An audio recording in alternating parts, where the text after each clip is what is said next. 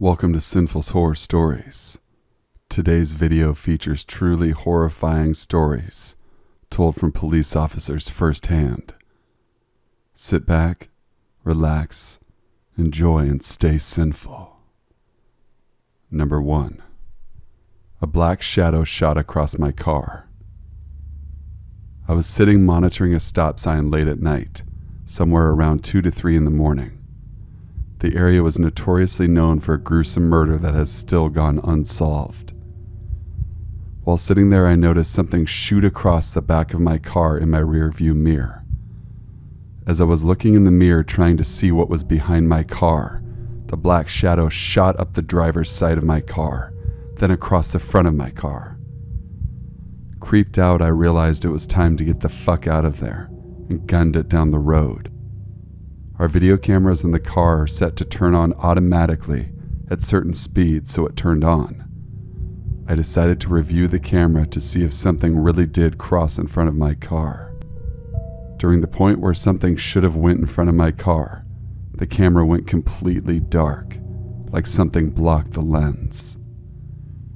Needless to say, I didn't monitor that stop sign anymore. Number 2. She wrote scripture on the wall in blood. My partner and I get a radio call of a welfare check to check on the welfare of a person. Ex-boyfriend called because he received text from his ex stating that she wished it would not have ended and that she could no longer go on without him. We get to his place, knock, pound on the door, no answer. We call and get an answer and hang up, so we hear it from the outside window and know she is in there. We say we are going to break the door down if she doesn't answer. We hear some slurred mess of speech. The door unlocks but doesn't open. We open the door to find a young woman wet, naked, pale as hell and swaying in one spot. Her hands are bleeding. We call a rescue ambulance and she is off to the hospital. Now to the creepy part. None of the lights would turn on, so we conduct a safety search and find candles lit in the bedroom and bathroom. On the walls were Bible scriptures written in her blood and a tub of brown water. The water was mixed with old blood. I don't know how she survived because that water was dark. She'd been sitting in it for approximately 3 to 4 hours.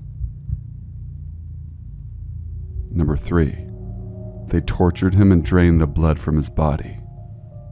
A number of years ago, we were called to a body dumped in the stairway of a public housing building. As we arrive, we shove the floor mat into the door to prop it open. A nice young guy gives a hand and we secure the scene. The deceased has multiple mutilations about his body, slashes, stabs, and burns, even a bit of waffling, yet his clothes are bloodless. The medical examiner arrives. Body is completely drained. The corpse is fresh as no signs of decomp have set in.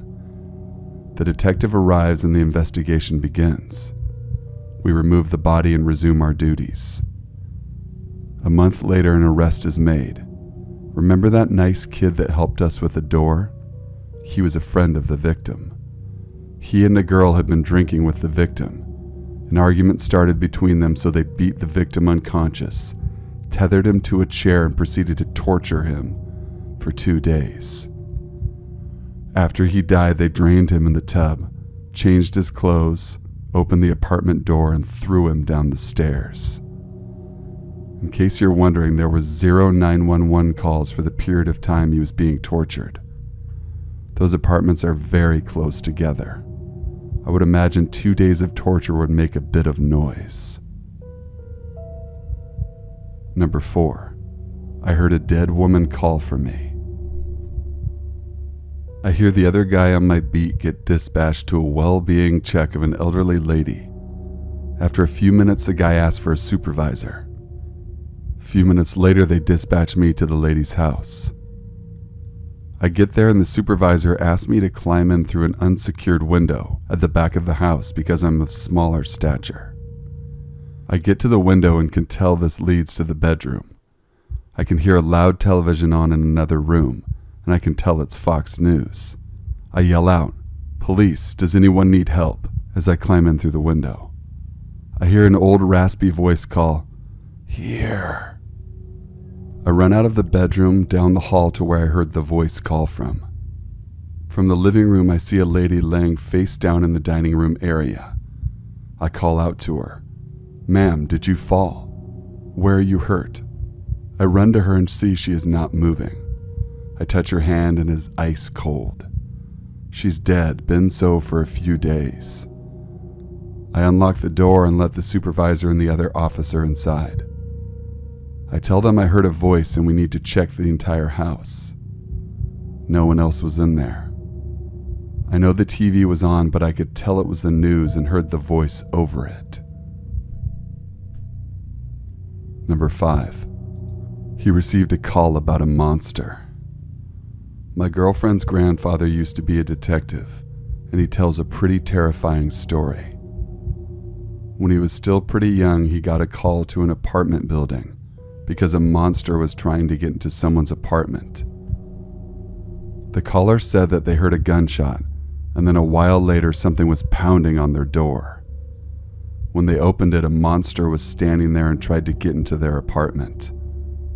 They kicked it out and slammed the door.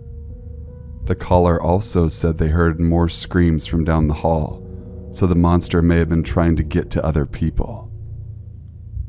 When my girlfriend's grandfather got to the building, he found a man shambling around inside covered in blood. He got the guy turned around and realized that he had found his monster.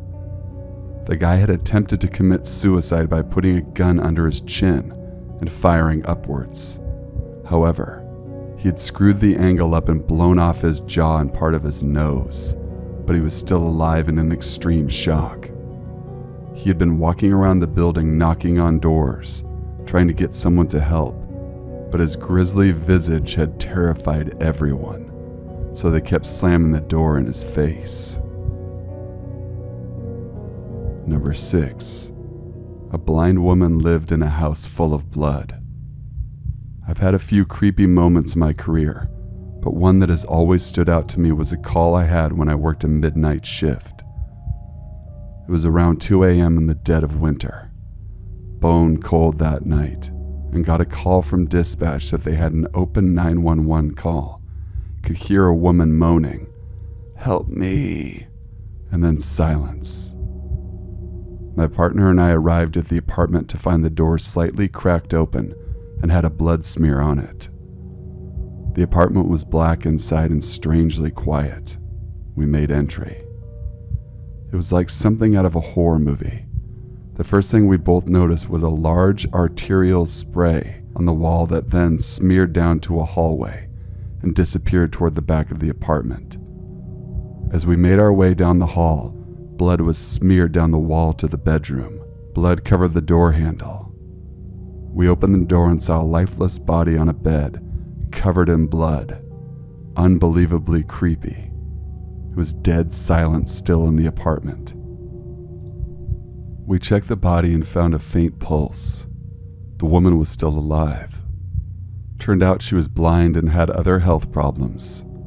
She had a shunt in her arm, which she had managed to pull out by a mistake we later found out, and she started bleeding out everywhere. For those curious, she lived. Though that was 8 years ago, I still remember the creepy quiet and staleness of the apartment and the bitter cold. Number 7. Christmas Eve Nightmare. My grandpa was a big Irish cop who started his career in Minneapolis in the mid-1950s. He always has the best stories to tell, but the one unexplainable one he tells me is that he got a call during Christmas Eve to a house with 6 bodies in it. Being the first responder, he speeds his way there and gets to the house. He walks in, gun drawn, only to find a family that looked like everybody had just had a long night and dozed off, until he gets no response upon trying to wake them. He searches the rest of the house only to find a young teen girl in the bathtub, with a single tear running down her cheek. Everybody seemed to have mysteriously died at once, without any known cause, and he never found out what it was. Number 8. Scarecrow. Dispatch gets a call from an older couple reporting there's a man standing in their backyard. It's later in the evening and obviously the older couple is freaked out. Several officers show up, including my friend, who was a cop, and split into 2 groups heading around either side of the house. As they emerge in the backyard, guns drawn, they see the suspect and promptly order him to get on the fucking ground, face first, hands behind his head. As they draw closer, he's not responding, and they realize he hasn't moved at all. Rewind 2 hours. The suspect had robbed a 7-Eleven or something like that down the road and taken off on foot. As he entered the neighborhood, he tried to cut through this older couple's backyard. When he went to hop the fence in the back, he slipped and impaled himself on a fence post. He couldn't pull himself off of it, and his own body weight slowly drove him down the post. It had entered at his groin and went straight up to his shoulder. He was literally a human scarecrow. Number 9. Called to a residence out in the boonies. This was in Wyoming, so the boonies are really the boonies. At about 11 p.m. about suspicious activity. When we get there, we are told by the family living there that there are very strange screams coming from a creek about 1,000 feet away. Sure enough, waiting outside on the porch with them for about a minute, and I hear it. It is very hard to describe what it sounded like. It was like a woman in severe distress, but higher pitched, and each scream lasted for about 10 to 15 seconds. Never sounded like it was saying anything. It just sounded like a cry of sheer terror. And it repeated again. We tell the family we're going to investigate, so we just walk down the creek since it was nice out. We hear about 2 more screams getting louder as we approach the creek. By now, we're both kind of freaked out. There are 2 possibilities. Someone is getting murdered or maimed in the creek bed, or it's a wild animal. As we approach the creek bed, we hear no screams for 5 minutes. We search around and find nothing, yelling at the top of our lungs for somebody to come towards if they are there. Then, we hear the exact same scream behind us, exactly from where we came from. We get about halfway back to the house and the scream comes so loudly, it seems to be right next to us. We frantically shine our flashlights everywhere, find nothing. No glints of animals, no rustling of bushes. Just silence. We trace our steps back and the scream comes from around the creek again. This time it lasted about 30 seconds and was much louder than before. Our retreat becomes a little more hastened. By this time we were both scared shitless and verified with the family to call us again if they heard it. They never called again. We got the hell out of there. I still don't know what it was. As an avid outdoorsman, I know no animal makes a cry like that, especially one that can move so stealthily without being spotted by flashlights. Something else that weirded me out was that it was completely silent while the screams were happening. During summer in Wyoming, there's always some type of ambient animal sounds. Frogs croaking, crickets chirping, owls hooting, coyotes howling, but there was nothing. Until we were leaving and the screams had stopped. Then a frog started croaking. Thank you guys for watching and listening. I hope you enjoyed the video. Please be sure to leave a like, comment, share, and subscribe for future content. Email your true scary stories to thesinfulsavant@gmail.com. I need stories more now than ever, so please don't be shy. I don't want our channel to become like many others, where it's just recycled Reddit content. So be a force, be sinful. Send me your stories. Till we meet again, stay sinful.